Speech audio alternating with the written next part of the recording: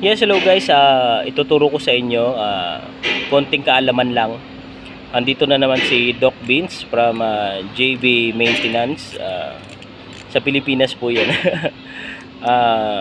Bali, ituturo ko po sa inyo kung saan po ang location ng battery ng Porsche Cayenne. So, kalimitan po ng mga Porsche, kalimitan ng battery is nasa ilalim ng upuan ng driver side. So, ewan ko ba kung bakit ang kumpanya ng Force ay gumawa ng yung battery ay nasa ilalim ng upuan. Minsan din po pala yung mga OD nasa upuan din yung battery.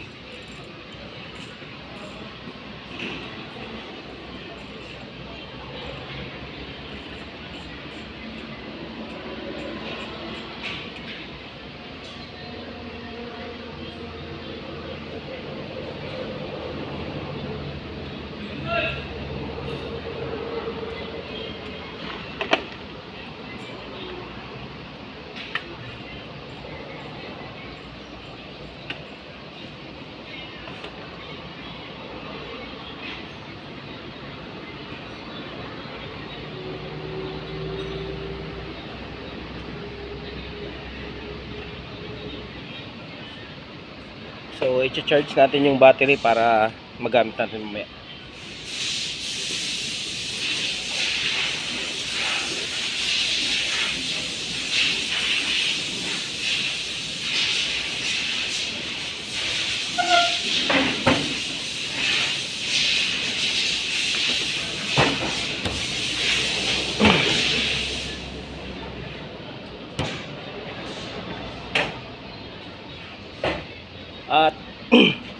At advice ko lang sa mga magcha-charge ng battery, hindi man ako expert, pero para sa akin, huwag kayong mag-charge doon sa post sa labas. Halimbawa yung battery nasa likod, tapos magcha-charge kayo ng battery post sa harap papunta sa likod. So para sa akin, hindi po siya advisable. Ang maganda po talaga ang gawin is tanggalin yung battery, then i-charge nyo para wala kayong madadamay na ibang mga system, para pagbalik nyo sa susunod walang magkakaroon ng problema, kasi more on electronics po to.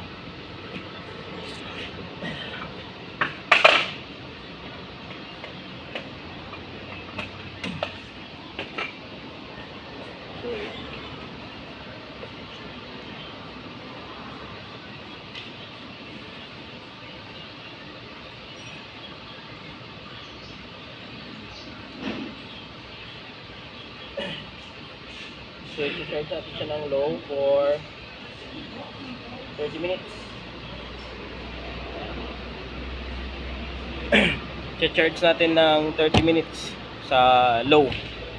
So, abangan natin mamaya. Thank you. Nandito yung battery guys, Ayan.